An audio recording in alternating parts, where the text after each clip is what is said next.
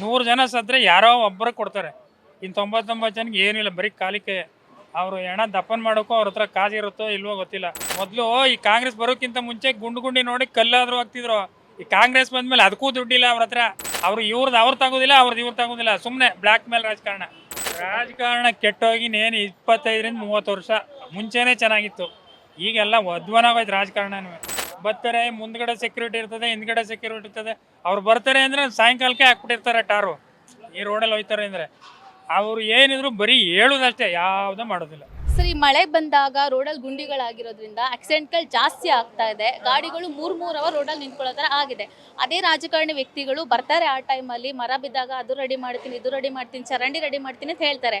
ಆದರೆ ವರ್ಷ ಹೇಳೋದ್ರಲ್ಲೇ ಇದೆ, ಒಂದು ರೆಡಿ ಅಂತೂ ಮಾಡಿಲ್ಲ. ಏನು ಹೇಳ್ತೀರಾ ರಾಜಕಾರಣಿ ಬಗ್ಗೆ? ಅವ್ರು ಬರೀ ಹೇಳೋದ್ರೆ ಮಾಡೋದಿಲ್ಲ. ಅವ್ರು ಯಾರು ಏನೂ ಮಾಡೋದಿಲ್ಲ. ಬರ್ತಾರೆ, ಮುಂದ್ಗಡೆ ಸೆಕ್ಯೂರಿಟಿ ಇರ್ತದೆ, ಹಿಂದ್ಗಡೆ ಸೆಕ್ಯೂರಿಟಿ ಇರ್ತದೆ. ಅವ್ರು ಬರ್ತಾರೆ ಅಂದರೆ ಸಾಯಂಕಾಲಕ್ಕೆ ಹಾಕ್ಬಿಟ್ಟಿರ್ತಾರೆ ಟಾರು. ಈ ರೋಡಲ್ಲಿ ಹೋಯ್ತಾರೆ ಅಂದರೆ ಅವರು ಏನಿದ್ರು ಬರೀ ಹೇಳೋದಷ್ಟೇ, ಯಾವುದೂ ಮಾಡೋದಿಲ್ಲ. ಏನು ಅನ್ಸುತ್ತೆ ಅಂದರೆ ಎಲೆಕ್ಷನ್ ಟೈಮಲ್ಲಿ ಬರ್ತಾರೆ, ಓಟ್ ಕೇಳೋದಕ್ಕೋಸ್ಕರ ಬರ್ತಾರೆ. ಅದಾದ್ಮೇಲೆ ಈ ಥರ ಏನಾದರೂ ಯಾರಾದರೂ ಸತ್ತು ಹೋದಾಗ ಬಂದು ಪರಿಹಾರ ಕೊಡ್ತೀವಿ, ರೆಡಿ ಮಾಡ್ತೀವಿ ಅಂತ ಹೇಳಿ ಹೋಗ್ತಾರೆ. ಒಬ್ಬರಿಗೆ ಇಬ್ಬರಿಗೆ ಕೊಡೋದು ಅಷ್ಟೇ. ಒಬ್ಬರಿಗೆ ಕೊಡೋದು, ಇಬ್ಬರಿಗೂ ಕೊಡೋದಿಲ್ಲ. ಅದು 100 ಜನ ಸದ್ರೆ ಯಾರೋ ಒಬ್ಬರಿಗೆ ಕೊಡ್ತಾರೆ. ಇನ್ನು 99 ಜನಕ್ಕೆ ಏನೂ ಇಲ್ಲ, ಬರೀ ಕಾಲಿಕೆ. ಅವರು ಹೆಣ ದಫನ್ ಮಾಡೋಕ್ಕೂ ಅವ್ರ ಹತ್ರ ಕಾಜಿರುತ್ತೋ ಇಲ್ವೋ ಗೊತ್ತಿಲ್ಲ. ಏನೋ ಎಷ್ಟಿಷ್ಟು ಐತೆವ್ರಿ ಅಲ್ಲಿ ತ್ಯಾಗರಾಜ ನಗರದ ರೋಡಲ್ಲಿ ಹೋಗ್ರಿ, ಇಷ್ಟಿಷ್ಟು ಉದ್ದ ಮಂಡಿ ಉದ್ದ ಅದೇ ಗುಂಡಿ. ಯಾರ ಹತ್ರ ಫಾಸ್ಟಾಗಿ ಬಂದ್ರೆ ಏನಾಗೋದು ಅಲ್ಲಿ ಕತೆ? ಸಾವು ಅಲ್ಲೇ ಪಕ್ಕ, ಇನ್ನೆಲ್ಲೂ ಇಲ್ಲ ಜಾಗ.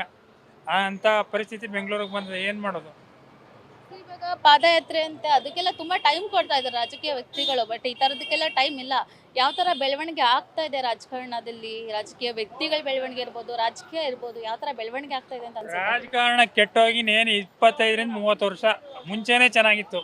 ಈಗೆಲ್ಲ ಅಧ್ವಾನವಾಯ್ತು ರಾಜಕಾರಣನೂ. ನೀ ಮಾಡಿಲ್ವಾ ನಾ ಮಾಡ್ತೀನಿ, ನಾ ಮಾಡಿಲ್ವಾ ನೀ ಮಾಡ್ಕೊ. ಇವನು ಯಾರ್ದಾರ ಹಗರಣ ಈಜಿಕ್ತಂದ್ರೆ ನಿಮ್ಮ ತೆಗಿತೀನಿ 30 ವರ್ಷದಿಂದ. ಇದೇ ಆಗೋಯ್ತು. ಬರೀ ಟೈಮ್ ವೇಸ್ಟೇ ಹೊರ್ತು ಅವ್ರು ತಗೋದಿಲ್ಲ, ಇವ್ರು ತಗೋದಿಲ್ಲ. ಸುಮ್ಮನೆ ಬ್ಲ್ಯಾಕ್ ಮೇಲ್ ರಾಜಕಾರಣ ಇದೇ ನಡೀತಾ ಇರೋದು ಈಗ. ಸರ್, ನೀವೊಂದು ಕೆಲವೊಂದಷ್ಟು ರೋಡ್ಗಳು ನೋಡಿರ್ತೀರಾ, ಟ್ಯಾಪೆ ಹಾಕಿರ್ತಾರೆ ಅಷ್ಟೇ. But bill may be pass ಮಾಡಿ ಆಗ್ತಾ ಇಲ್ಲ ಮೇಡಮ್. ಈಗ ನೀವು ನೋಡ್ಲಿಲ್ಲ ಅನ್ಸುತ್ತೆ. ಮೊದಲು ಪ್ಯಾಚರು ಹೋಗ್ತಿದ್ರು, ಈ ಕಾಂಗ್ರೆಸ್ ಬಂದ್ರೆ ಪ್ಯಾಚು ಹೋಗ್ತಾ ಇಲ್ಲ. ಮೊದಲು ಈ ಕಾಂಗ್ರೆಸ್ ಬರೋಕ್ಕಿಂತ ಮುಂಚೆ ಗುಂಡಿ ನೋಡಿ ಕಲ್ಲಾದರೂ ಹಾಕ್ತಿದ್ರು. ಈ ಕಾಂಗ್ರೆಸ್ ಬಂದ್ಮೇಲೆ ಅದಕ್ಕೂ ದುಡ್ಡಿಲ್ಲ ಅವ್ರ ಹತ್ರ. ದುಡ್ಡಿಲ್ಲ ಅವ್ರ ಹತ್ರ. ಈ ಎಸ್ ಸಿ ಹಿಂದುಳಿದ ವರ್ಗದವ್ರದ್ದು, ಅಲ್ಪಸಂಖ್ಯಾತರದು, ದಲಿತರದು, ಉಳಿದವ್ರದ್ದು, ಸತ್ತೋದವರು ಎಲ್ಲರನ್ನು ಗೋರ್ಕೊಂಡು ತಿನ್ಕೊಂಡ್ರು. ಯಾಕಡೆ ಎಲೆಕ್ಷನ್ಗೆ ಹಾಕಿದ್ರು ಇಲ್ಲ ಇವರೇ ಗೋರ್ಕೊಂಡ್ರು. ಅದು ನಮ್ಗೆ ಗೊತ್ತಾಗುತ್ತಾ? ನಿಮ್ಗೆ ಗೊತ್ತಾಗುತ್ತಾ? ಎಲ್ಲ ಬರ್ಬಾದಾಗಿ ಕೂತಿದ್ದಾರೆ. ಮುಂದೆ ಏನಾಗುತ್ತೆ ಭಗವಂತನೇ ಕಾಪಾಡಬೇಕು. ಹೋಗಿ ಇಷ್ಟು ದಿನ ಜನಗಳು ರಾಜಕೀಯ ವ್ಯಕ್ತಿಗಳನ್ನ ನಂಬಿ ಓಟ್ ಹಾಕ್ತಾ ಇದ್ರು. ಅವ್ರು ಬಂದರೆ ಏನೋ ಉದ್ಧಾರ ಆಗ್ತೀವಿ ನಾವು, ರೋಡ್ಗಳು ಚೆನ್ನಾಗಿ ಮಾಡ್ತಾರೆ, ಏನೋ ಅಪಾಯ ಆಗ್ದಂಗೆ ಕಾಪಾಡ್ತಾರೆ ಅಂತ. ಇವಾಗ ಅದು ಜಾಸ್ತಿ ಆಗ್ತಾನೆ ಹೋಗ್ತಾ ಇದೆ. ಇನ್ಮೇಲೆ ಯಾವ ಥರ ಎಚ್ಚೆತ್ಕೋಬೇಕು ಜನಗಳು ಅಂತ ಅನ್ಸುತ್ತೆ? ಜನ ಎಚ್ಚೆತ್ಕೊಳ್ಳೋದಿಲ್ಲ ಬಿಡು ಮೇಡಮ್. ಕೆಲಸ ಮಾಡೋರಿಗೆ ಓಟ್ ಕೊಡೋದಿಲ್ಲ, ಓಟ್ ಹಾಕೋರು ಕೆಲಸ ಮಾಡೋದಿಲ್ಲ. ಇಷ್ಟೇ ಡಿಫ್ರೆನ್ಸ್, ಇನ್ನೇನೂ ಇಲ್ಲ. ಅದೆಲ್ಲ ಹಿಂದೆ ಮಾಡ್ತಿದ್ರು. ಯಾರಾದರೂ ಈ ರೋಡಲ್ಲಿ ಒಂದು ತೊಂದರೆ ಆಗದೆ ನೋಡಿ ಸರ್ ಒಂದು ಫೋನ್ ಮಾಡಿದ್ರೆ ಆ ರೋಡ್ ಉದ್ದಕ್ಕೂ ರೆಡಿ ಮಾಡ್ತಿದ್ರು. ಈಗ ಅವೆಲ್ಲ ಹೋಯ್ತು.